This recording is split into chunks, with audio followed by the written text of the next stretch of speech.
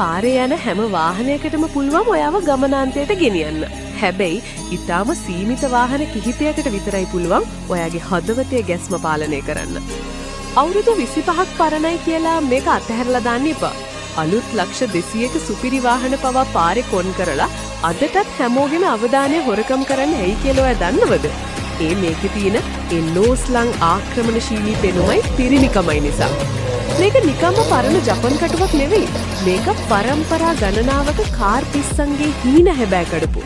කවදාවත් වයසට නොයන JDM අයිකන් එකක්. බලන්න මේකේ තියෙන D15B එන්ජිම.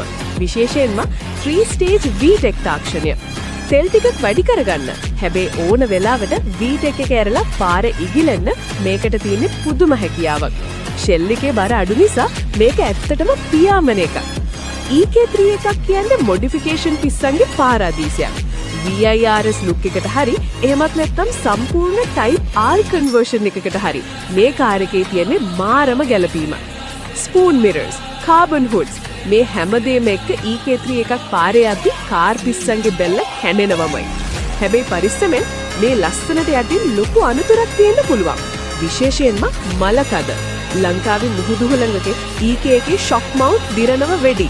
ඒ වගේම වැරදි විදිහට වයර් කපලා මොඩිෆයි කරපු ලෙඩ ගොඩවල් වලට අහු වෙන්න එපා. අවසාන වශයෙන් EK3 එකක් පදිනවා කියන්නේ ඒක ලොකු වගකීමක්. ඒක පරණ වාහනයක් නෙවෙයි. ඒක JDM උරුමයක්. ඒ උරුමය රැකගන්න එක අපේ වැඩක්. ඉතින් ඔයාත් EK3 එකකට ආදරය කරන කෙනෙක් නම් වීඩියෝ එක EK පිස්සු යාළුවන්ට ෂෙයා කරන්න. තවත් මේ වගේ පට්ට JDM විස්තර දැනගන්න අපිව ෆලෝ කරන්න.